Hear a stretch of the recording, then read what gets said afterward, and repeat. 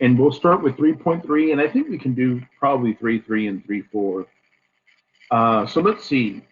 Um, so 3.3 talks about something called the zeros of polynomial functions. And the first thing we're going to talk about is something called the factor theorem. And it says for any polynomial function f of x, x minus k is a factor of the polynomial if and only if f of k is equal to 0. So the last Monday that we did this, we talked about something called the remainder theorem. And it said that if we divided something by x minus k, then f of k was what we called the remainder. Okay, and I want you to notice something here. The factor theorem says that if, sorry, my pen freezes. There we go. So the factor theorem says if my remainder is 0, then this guy right here happens to be a factor. So if you think about this for a minute, remember one of the last times we were here, we said, look, if we take 2 and divide it into 9, that's 4 with an 8, we subtract, we have a remainder of 1. So I know that 2 is not a factor of the number 9 because I have a remainder. But would 2 be a factor of the number 8? And we would say, yes, we would, because our remainder happens to be 0. Therefore, 2 is a factor of the number 8 because the remainder happens to be 0. In essence, we're doing the same thing here. Okay, so it says determine whether the factor x minus 1 is a factor of this polynomial. Okay, so the first thing I'm going to do, I'm going to use synthetic division. And I want to pay real close attention because if you notice, I go from an x to the 4th to an x squared term. That means that I really do have an x to the 3rd term, but the number in front of it is going to be 0. So I'm going to put 2, then 0, then 3, -5, and 7. And if I'm dividing by x minus 1, remember, we need to change the sign to a plus 1. Okay. So now I'm going to go ahead and bring down my 2, because that's always my first step, and we're going to multiply. 1 times 2 is 2. Add them down, that's still 2. Multiply again, 1 times 2 is 2. Add them together, that's 5. Multiply again, 1 times 5 is 5. Add them together, that's 0. Multiply again, 1 times 0 is 0. Add them again, and we get 7. Remember, the last number over here is going to be my remainder. Well, my remainder is not 0, right? It's 7. So is x minus 1 a factor? We're going to say, no, it is not, because f of 1 was equal to 7, and we need it to be equal to 0. Okay. So let me do the same thing for part B. So for part B, I'm going to go ahead and I notice that I have all my x terms in descending order. So I have 3, -2, 1, -8, 5, and 1. And again, because I'm dividing by x minus 1, right? Because my directions for this problem said determine whether x minus 1 is a factor. Remember, the number I need to put on the outside is the number 1. So I'm going to go ahead and drop down my 3, and we're going to multiply again. So 1 times 3 is 3. We add straight down, -2 and 3 is 1. Multiply 1 times 1 is 1. Add them together, that is 2. 1 times 2 is 2. Add them together, that is a -6. 1 times -6 is still -6. Add them together, that is a -1. Multiply 1 times -1 is a -1, and add them together, and we get 0. Remember, this here is my remainder, right? So we're going to say x minus 1 is a factor because f of 1 is equal to 0, because my remainder ended up being 0. Good, good, good. So far, are we okay so far? Yes, thank you. Yeah. Okay, Yeah. just checking with y'all. We're subtracting or are we adding? So remember, we're adding, right? So when I multiply these two here, and I get my answer here, I'm always adding down. So negative 2 and 3 is a positive 1. Multiply again. 1 times 1 gives me 1. Add them straight down, I get 2. So in this process here, when I'm doing this, instead of subtracting, I'm adding. I'm always adding through the process. Excuse me, I'm trying not to sneeze. Okay, good. Okay, so now take a look at the next problem here, y'all. It says factor f of x equals 6x to the third plus 19x squared plus 2x minus 3 into what they call linear factors. I'm going to explain this piece to y'all right now. Given that negative 3 is a 0. Okay, so they're telling me that x equals negative 3 is a 0. So if x equals negative 3 is a 0, then remember, if I were to bring that negative 3 back to the left side, it would become an x plus 3, and that's telling me that x plus 3 is now a factor. So what I'm going to do is I'm going to use my synthetic division. Again, I have all my x's in descending order, so 6, 19, 2 and a minus 3. Okay. And remember, it told me x equals negative 3 is a 0. So I'm going to go ahead and put negative 3 right here. And my answer down here should be 0 because it's telling me that it is. But I'm going to explain why am I doing this, okay? So remember, first step is we're going to bring down that 6. Now remember, we multiply.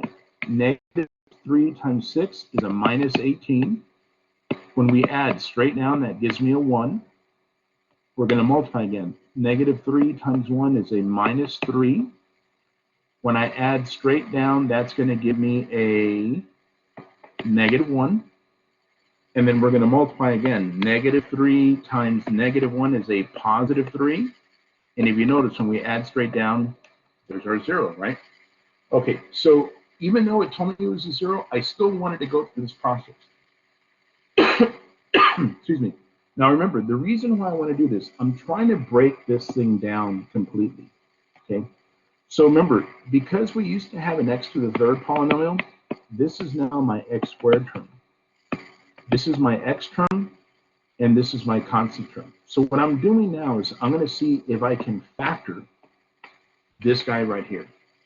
So remember, if I wanted to factor this, my first step were to say, let me multiply 6 times negative 1. Well, 6 times negative 1 is 6. And I only know a couple of numbers that multiply to 6, 1 and 6, and 2 and 3. And I want to get this pair of numbers. I know I'm going to have one of them being negative because it's a negative 6. And I want them to add up to a positive 1. Okay? So what I'm going to do is I'm going to make these here negative. And if I were to add straight across like this, negative 1 plus 6, that would give me a 5. That's not what I want. Negative 2 plus 3 would give me a 1, and that's the number that I have right there. So this is the pair of factors that I'm going to use, okay? So let me walk you through the process, y'all. I'm going to write it as 6x squared, and then I'm going to put a minus 2x, because that's the number I have there. I'm going to put a plus 3x, because that's the number I have there, and a minus 1. Now, what I want to do is I'm going to look at these two pieces right here, and I bet you out of both those two pieces, we could factor out a 2x. And if we took out a 2x from here, we'd be left with a 3x. If we took out a 2x from here, we'd just be left with a minus 1. And then from here, it doesn't look like I can factor anything out of it. And when I can't factor anything out of there, I can always factor out the number 1, because the number 1 doesn't change anything. Okay? And so what I have now is, if you notice, this factor and this factor match up. So that's a 3x minus 1. This piece along with this one will give me my second factor, 2x plus 1. And then if you notice from the very beginning, didn't we say that because x equals negative 3 was a 0, then x plus 3 was my other factor? And this right here, guys, is my f of x. And the reason why we call them linear factors is if you notice the power on each of those x's, even though I didn't write them, those powers are really ones, okay? And that's what we mean by linear factors, meaning that we're not going to have any x squareds, we're not going to have any x to the third. They're going to be factors that look like that, x minus 2, 5x plus 11, something along those lines, okay? But they should look very much like that. So before I go on to the next problem, when it tells me right here that this is a 0, what I want to do is I want to do synthetic division on it. And because it's a 0, that means that x with the sign changed is going to be a factor.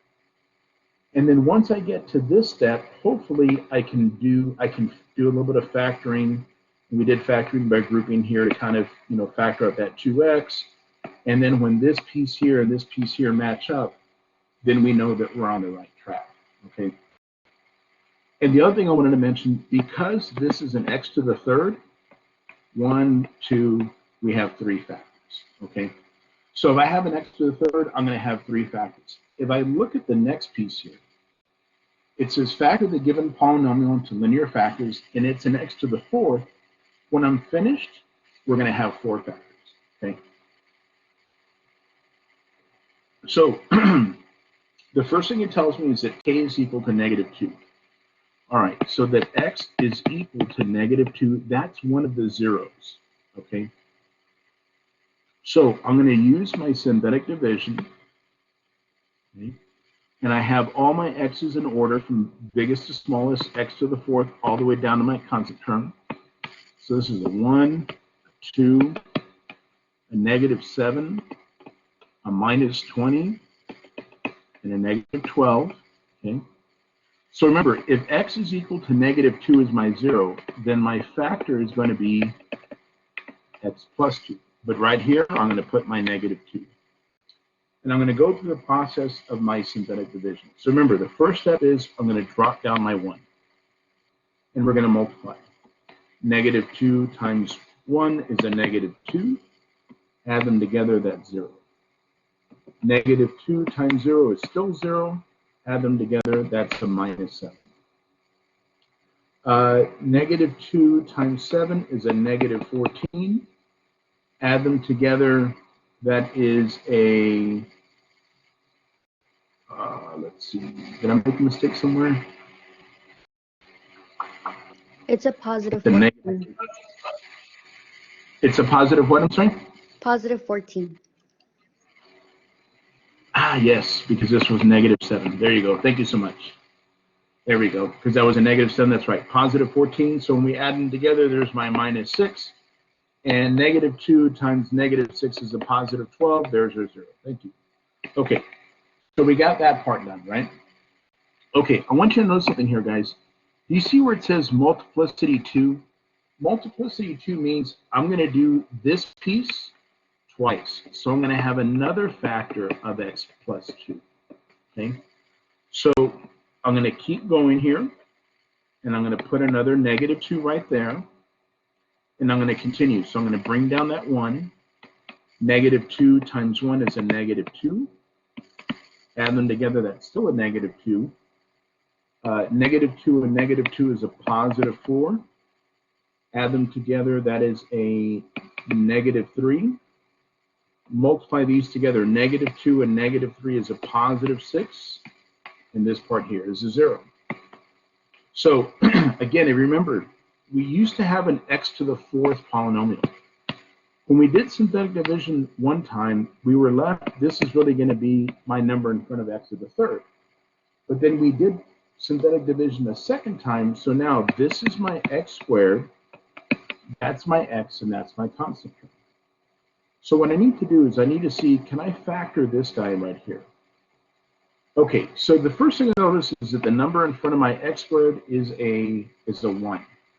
So because the number in front of my x squared is a 1, when I multiply 1 times -3, I get -3. I'm looking for two numbers that multiply to a -3, but when I add them together, I get a -2. The only numbers that I know that multiply to 3 are 1 and 3. Now, if I make this one negative, 1 minus 3, if I add them together, gives me a minus 2, which is what I have right here. So here we can do the shortcut. This is going to factor into x, that's a positive 1, x, that's a negative 3. Okay? Now, we're going to write out the entire polynomial. So remember, the polynomial, we have these two factors, x plus 1 and x minus 3, as well as these two factors, x plus 2, and if you want to, you can put a square right there because we said that one was going to have a multiplicity of 2, meaning it was going to be the same factor twice.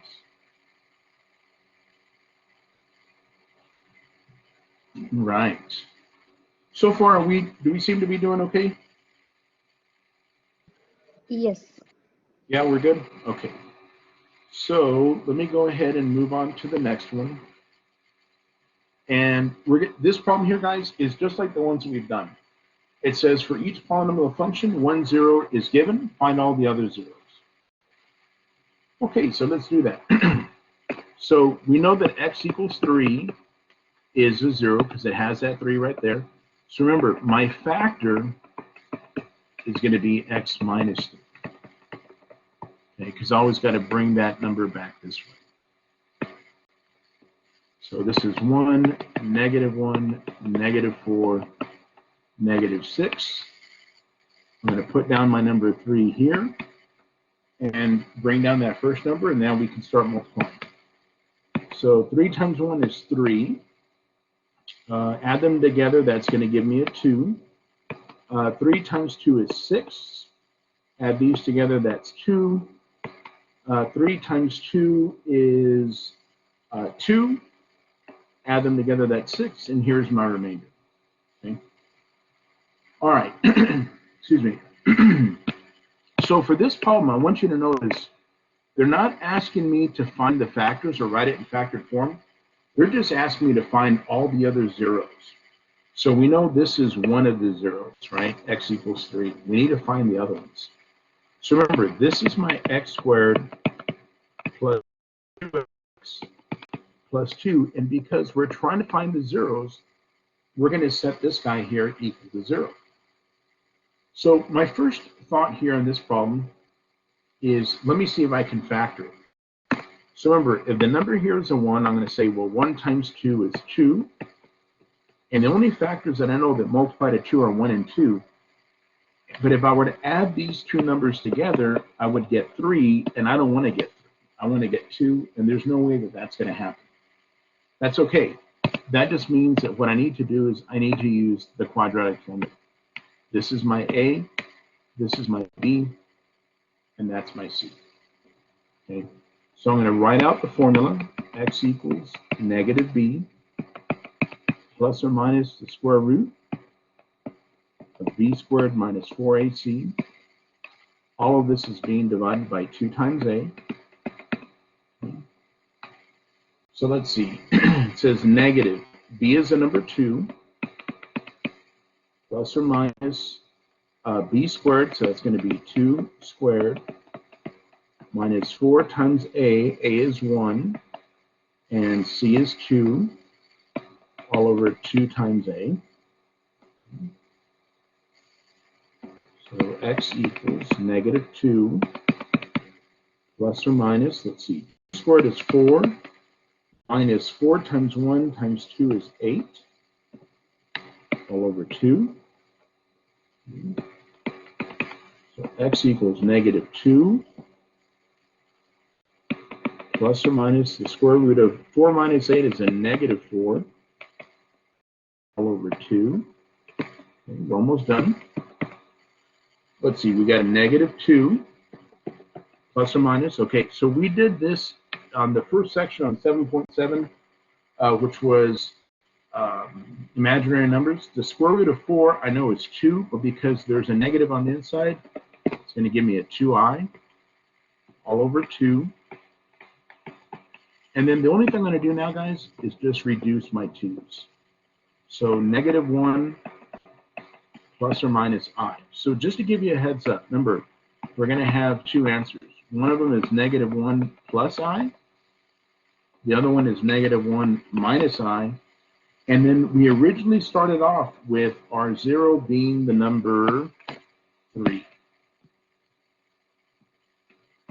So we have 3 zeros, right? And the reason why we have 3 zeros is because our problem was an x to the third. So if we have an x to the third, we should come up with 3 answers. They gave us the first one. They gave us that number there. It was our job to find these two, and then I'm just listing all 3 of them out. Okay.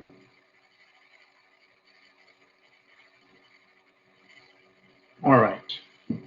So now let's take a look at the next piece here. The next piece here is something called the rational zero theorem.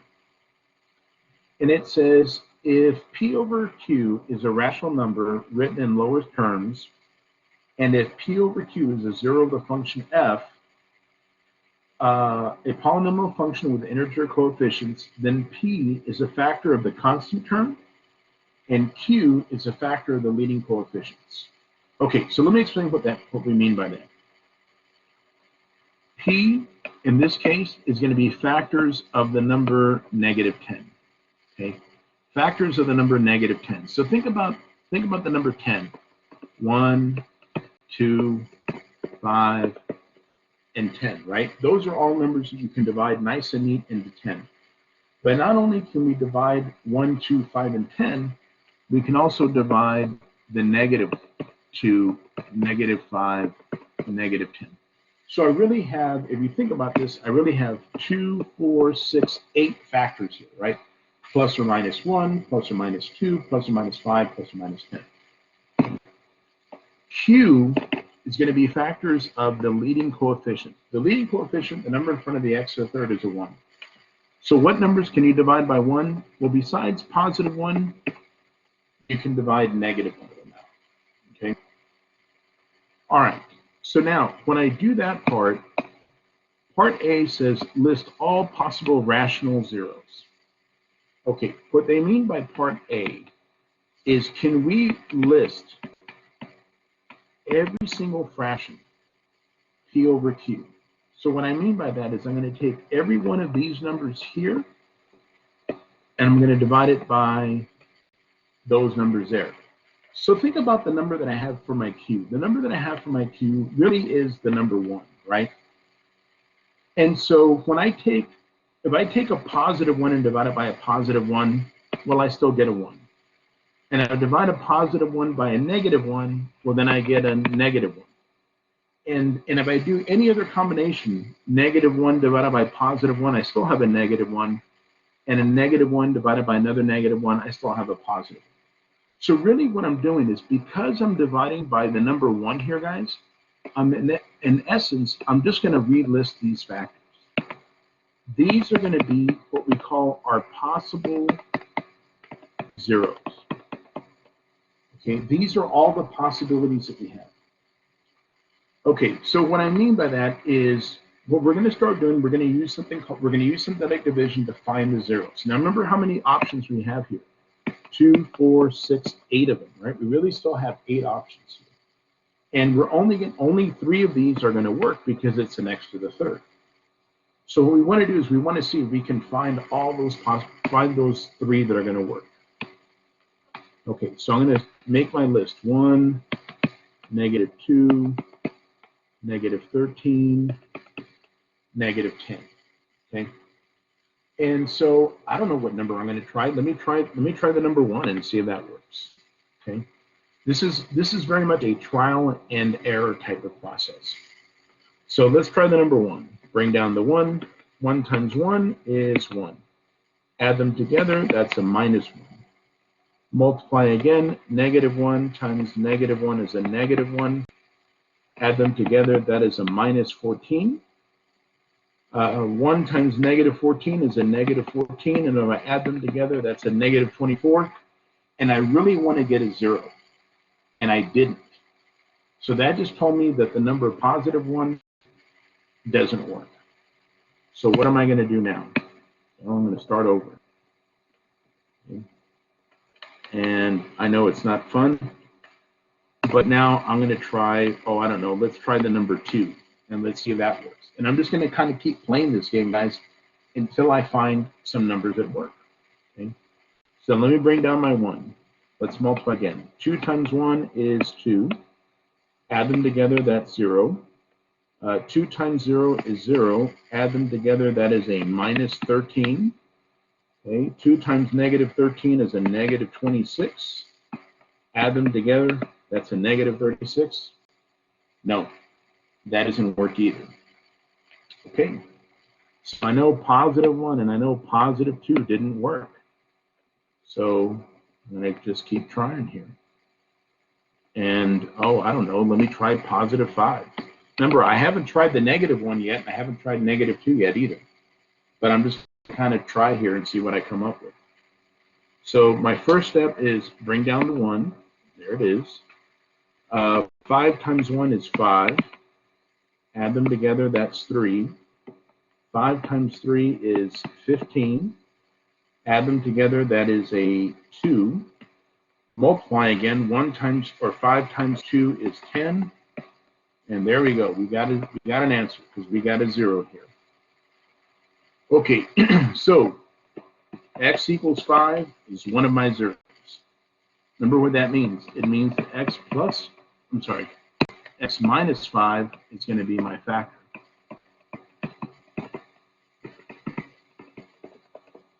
Okay. All right. Now that we got to this step, remember, this is my x squared, this is my x term, and that's my constant term. So now that I have something that looks like this, I can probably factor this part out a whole lot easier. So look, 1 times 2 is 2. I'm looking for 2 numbers that multiply to 2 and add up to 3. Well, 1 and 2 work. So that means I can write this out into x plus 1 and x plus 2, right? So I'm going to come back and I'm going to look at what I'm supposed to be finding. We're supposed to find all the rational zeros. If I set this part here equal to 0, we're going to end up with x equals negative 1 and x equals negative 2. So for part B, when it said find all our zeros, we have 3 answers. X equals negative 1, x equals negative 2, and this one up here, x equals 5. Those are my rational zeros. Okay. Part C said factor f of x into linear factors. So what do they mean by that? All they mean for us to do is to say, look, can we write this out? Here's 2 factors, x plus 1 and x plus 2. And then didn't we say our third factor was x minus 5? And here is my factored form. Okay. So, guys, one of the things about this problem here in particular is I have to kind of play the game in part B. And I have to do a little trial and error. And I got to kind of see, okay, is this going to work? Is it not going to work?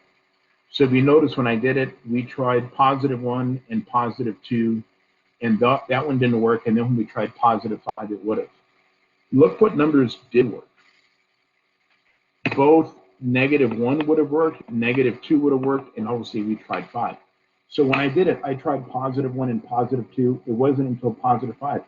If I would have started off with a negative 1, we would have got it right away, right? It's just a little bit of trial and error.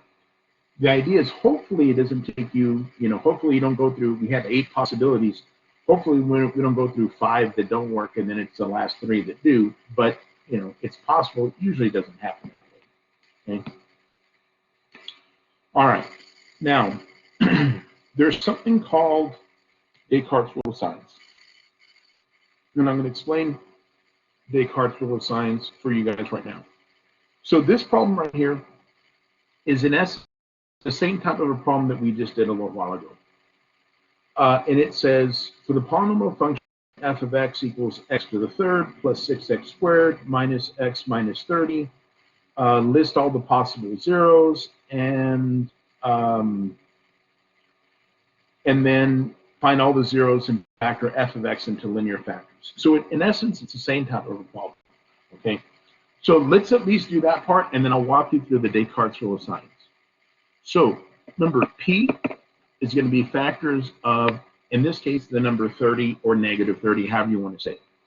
So I know that 1 goes into 30, so does 2, so does 3, so does 5, so does 6, so does 10, and so does 30.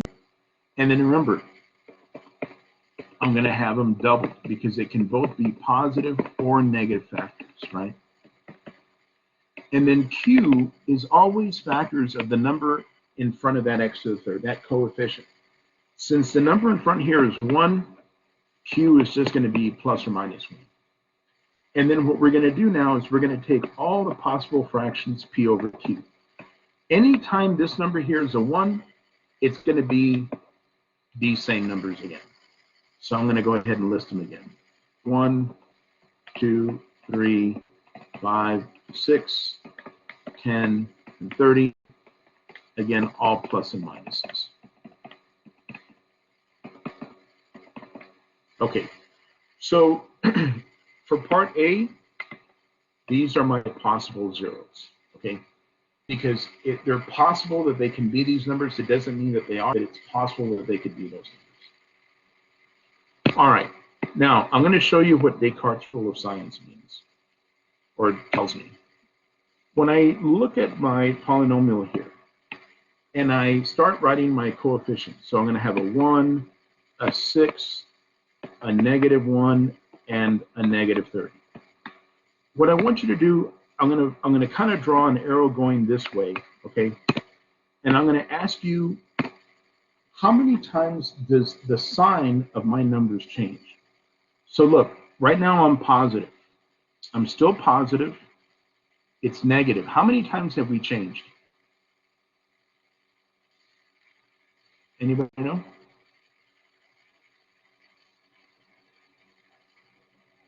So look at the signs of my numbers. This is positive. This is still positive. And now it changed to negative. Did it change again, or is it still negative?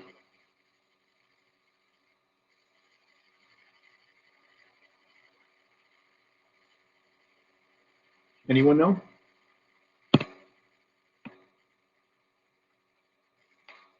Are we there? It's still negative? It's still negative, right? Okay, so what that means is that it changed. Let me get my pen. Sorry, guys, my pen freezes. It changed one time. Okay, what it means by that is the number of positive zeros of f equals the number of variations in the sign and the coefficients of f of x, or less than that by a number of variations by a positive even integer. What I'm going to explain to you is this, guys. Let me think about it, the easiest way to think about this. Zeros. We know we're going to have a total of 3 of them. Those zeros can either be positive, they can be negative, or they can be imaginary. Okay? So if I have, right now, it changed once. My numbers here have to add up to the number 3. So it could either be 1 positive 0, or I could have 2 negative and no imaginary, or I could have 1 positive 0, no negative numbers, or 2 imaginary. Because when I add straight across, these numbers here are going to add up to 3. Now, when it says, when it says here, or less than the number of variations by a positive even integer, what they mean by that is, when you take this number here, if you could subtract 2 and still end up with a positive number, you would. But I can't do that, because if I take 1 minus 2, I end up with negative 1. It doesn't make sense to say I'm going to have negative 1 answers. So I can only do that if this number here were a 2 or a 3 or a 4 or 5 or something like that. But it looks like that I'm guaranteed to have at least one of my answers being positive, okay? So what that means is I'm going to do is I'm going to go through this process, and I'm going to at least try my positive numbers, meaning I'm going to try positive 1, 2, 3, 5, 6, 10, and 30. I'm going to try those numbers, okay? So let me try positive 1. Again, I don't know which one's going to work. I'm just going to start trying. So 1 times 1 is 1. Add together, that's 7. 1 times 7 is 7. Add together, that's 6. 1 times 6 is 6. And whatever that is, it's not going to give me 0, so I know 1 is not going to work. Okay, so we won't mess with 1. Let's try messing with, oh, I don't know. Let's try 2. I don't ever like to skip around, guys, simply for the reason that sometimes I skip and it's like, oh, man, that was the one that I skipped. So I'm just going to keep going through here. So 2 times 1 is 2. Add them together, that's 8. 2 times 8 is 16. Add together, that is a 15. And 2 times 15 is 30. And there we go. So it's a good thing I didn't skip 2, right? It worked. Okay, so now that we have that, then remember, this is the number in front of my x squared. This is the number in front of my x, and that's my constant term. So what I really want to do is I want to factor this guy right here. So if I'm going to factor this, remember, 1 times 15 is 15. The two numbers that multiply to 15 and add up to 8 are 3 and 5. So that means this is going to be x plus 3 and x plus 5, right?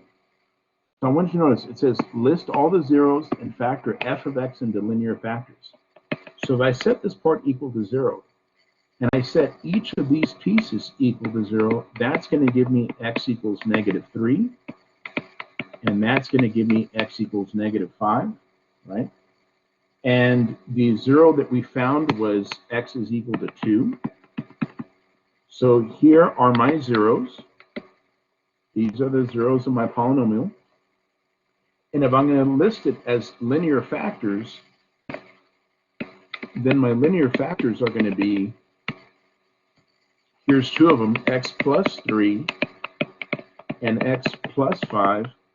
And remember, if I were to move that 2 that way, that would give me an x minus 2, right?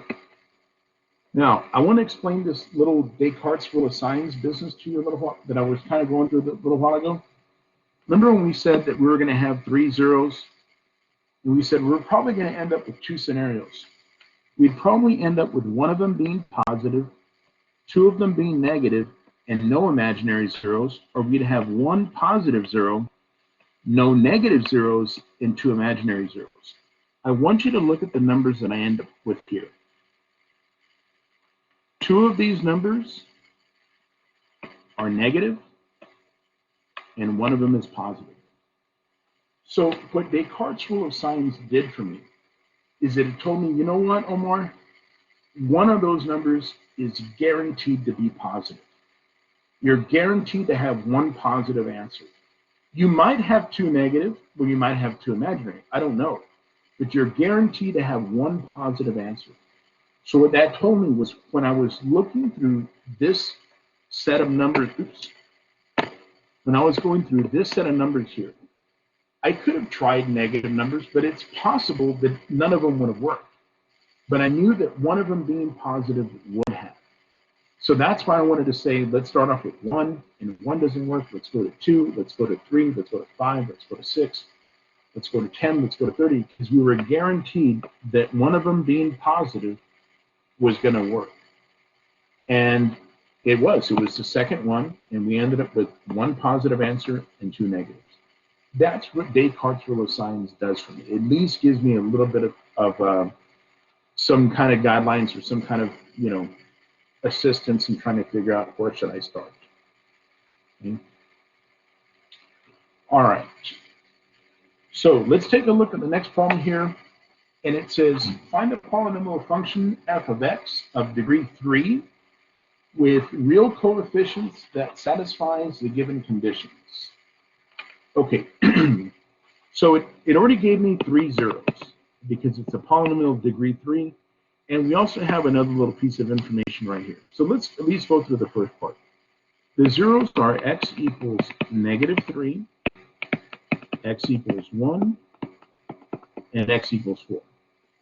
So what this means I'm going to do is, these are my zeros. I'm going to start writing my factors. So remember, I need to bring this guy over, bring that guy over, and bring that guy over. So this is going to become an x plus 3. This will become an x minus 1. And this will become an x minus 4.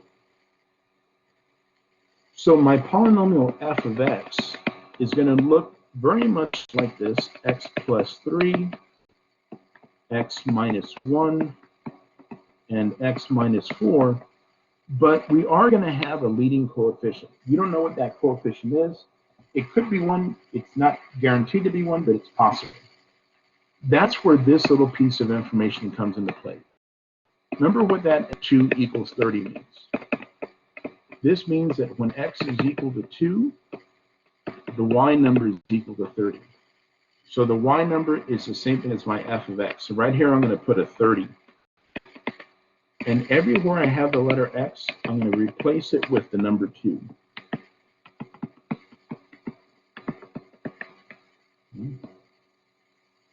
So now I'm going to have 30 equals let's see, 2 plus 3 is 5.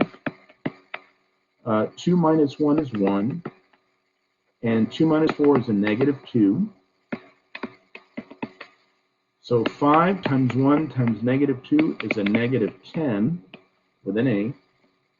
And if I want to solve for a, what I need to do now is I need to divide both sides by a negative 10.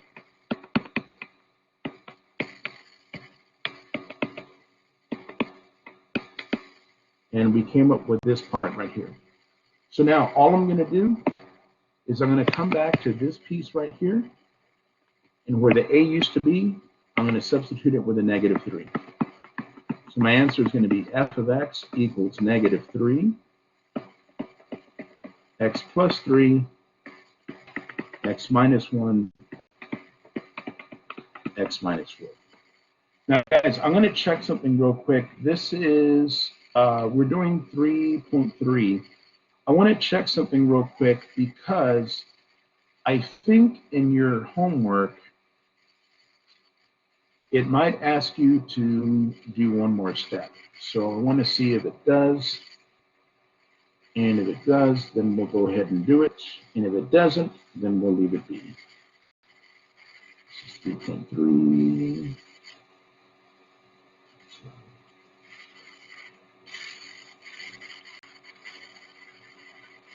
Okay, yeah, it's asking us. This is actually the last problem in your homework for for 3.3. Okay, so in the directions here, when you're doing your problem in your homework, it says something like this: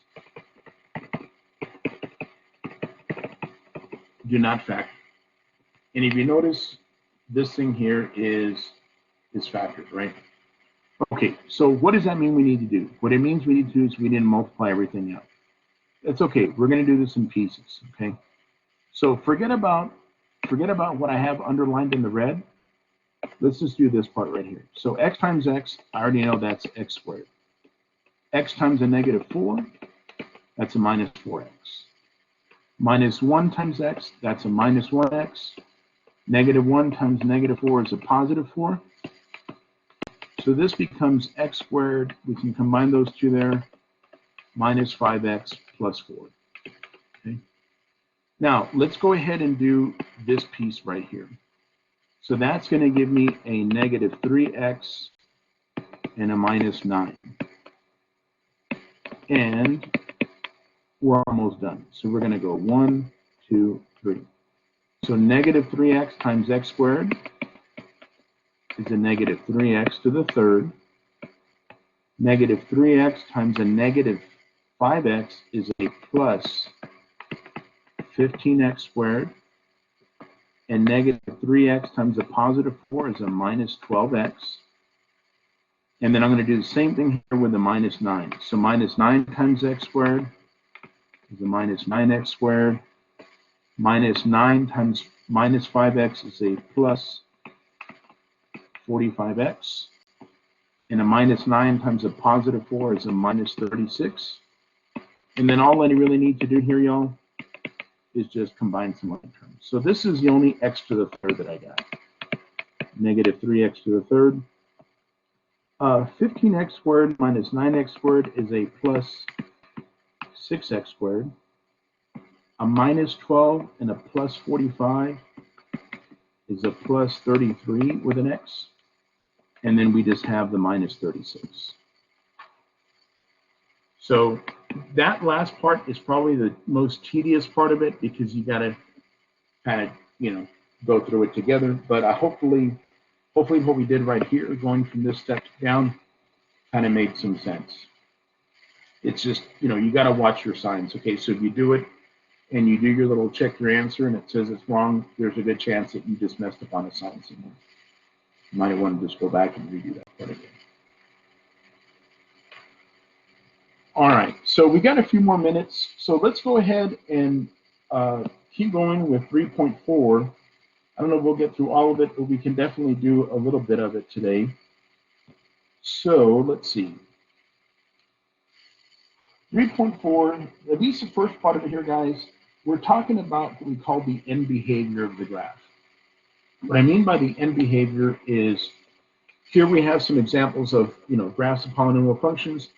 We're talking about on the x-axis all the way to the left and all the way to the right. Excuse me. That's what we call the end behavior on our graph. Okay. What determines the behavior of the graph is what we call the leading term. So the leading term of the polynomial is always going to be the one that has the highest exponent. It's not always the first term.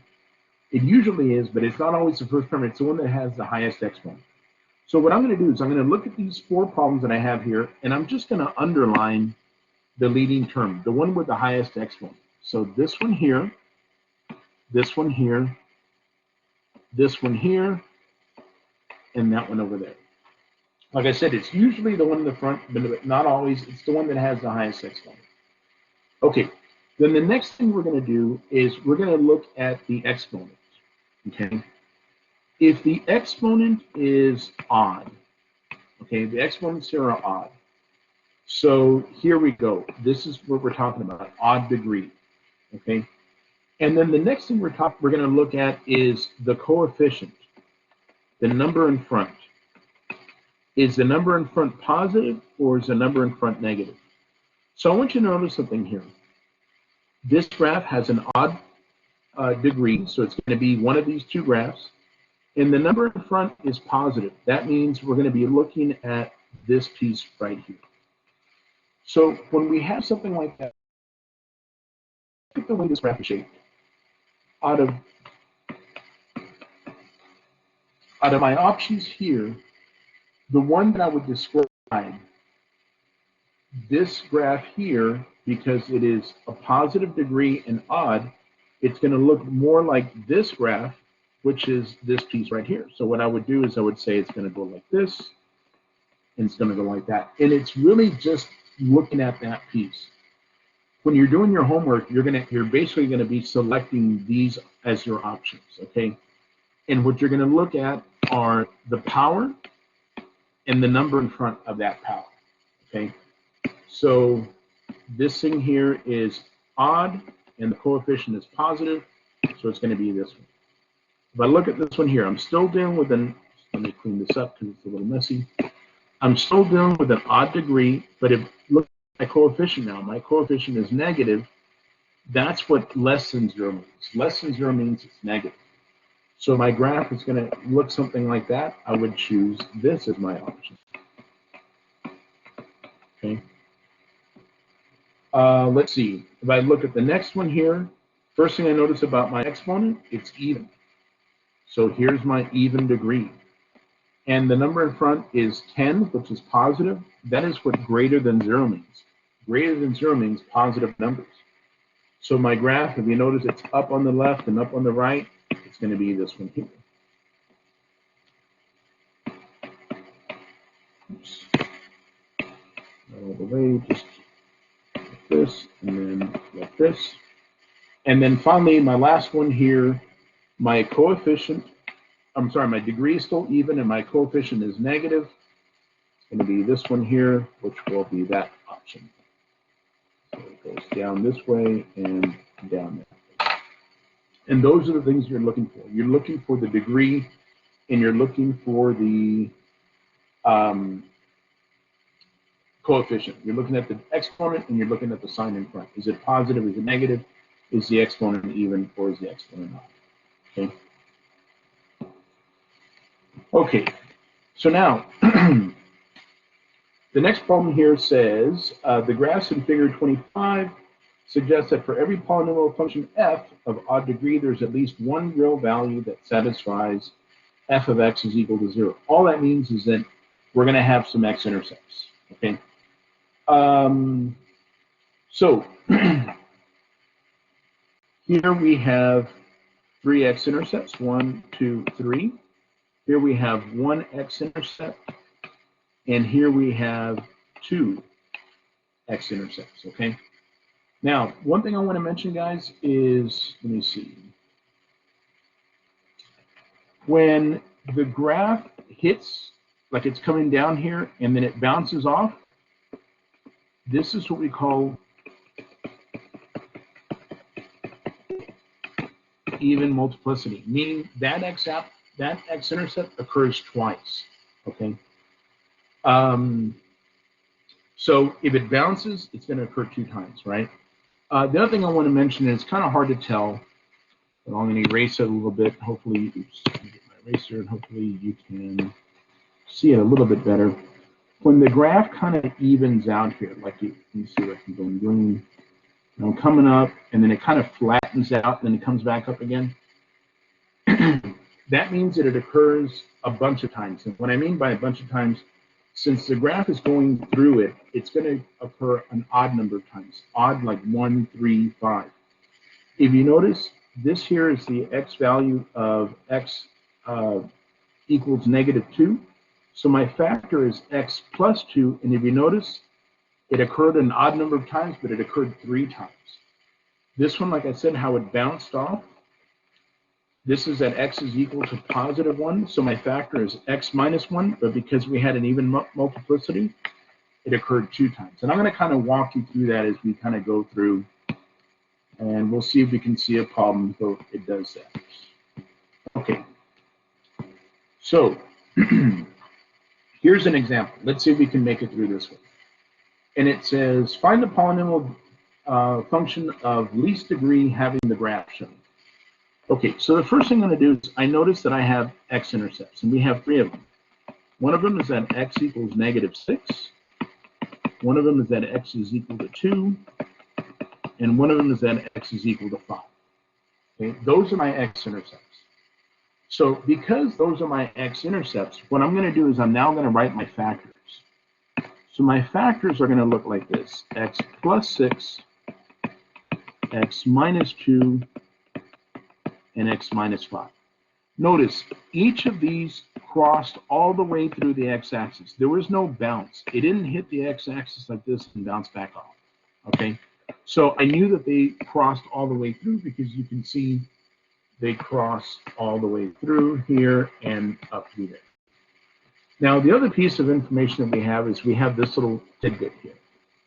So what that's telling me is that my function f of x, just like we did in the problem a little while ago, it's going to look like this: x plus 6, x minus 2, and x minus 5, right? And the other piece that we know is that f of 0 is equal to 30. Remember what that means? That when x is equal to 0, the y, or the f of x, is now equal to 30. So I'm going to put a 30 right here, and everywhere I have an x, I'm going to put a 0. So 30 equals a 0 plus 6 is still 6. 0 minus 2 is a -2. And 0 minus 5 is a -5. So let's see. -2 times -5 is a +10. 10 times 6 is 60. So when I divide both sides by 60,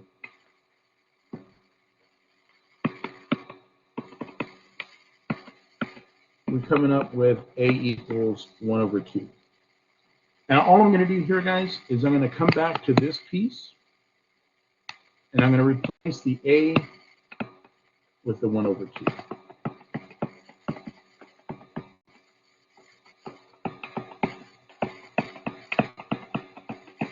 Now, the nice thing about this problem here, compared to the one we did a little while ago, this one we don't have to worry about multiplying all that business out.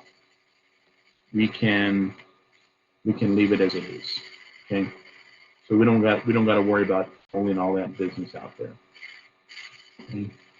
And okay, look, you know what? We got one more, because I think after this it's the next section. We got a couple more. I'll tell you what. Let's do this one here, and then we'll call it a day because we are almost out of time. Yeah, we got about 3 minutes, but it's okay. We can do this one the same way. So I'm just going to kind of give you a heads up here. Look how many x-intercepts I have. I have x equals -5. And this one here, I have x is equal to 3. But I want you to notice something. It bounces there. So that means that that factor is going to occur 2 times. Okay? Because it hits it, and then it bounces right off. So now that means that my factors are going to be x plus 5, x minus 3, and another x minus 3. And so f of x will be equal to a, and then x plus 5, x minus 3, and another x minus 3, and then I got this piece here, which is 0, 9. Remember what that means? That means that when x is 0, y, or f of x, is equal to 9. So I'm going to put a 9 right here. This is 0 plus 5, 0 minus 3, and another 0 minus 3. So this is 9 equals, let's see, this is 5, -9, I'm sorry, -3, and another -3. So -3 times -3 is +9. 9 times 5 is a 45a. And so now I just divide everything by the number 45. And that's going to give me a 1/5. And again, one more time, guys, all I'm going to do is replace this with that 1 over 5.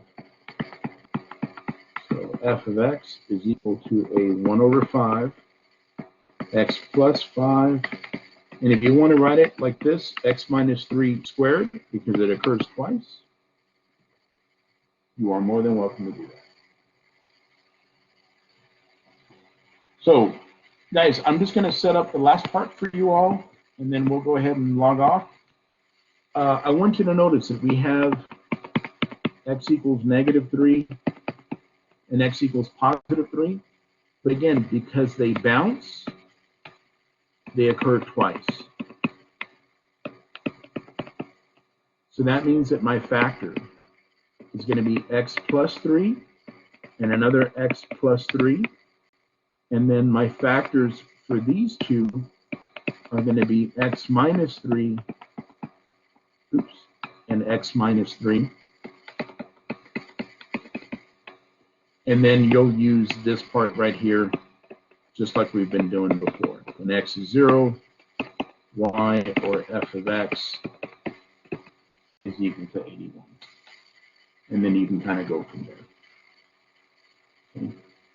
So, and that might be, yeah, there we go. That's all of 3, 4. So we did 3, 3, and 3, 4 tonight. I hope that made some sense. Let me stop sharing this part here with you guys. And so, guys, remember, next Monday I will continue. I'll do another section or session on Monday. So, you know, log in if you got questions or whatever you want to come in. We'll do this kind of same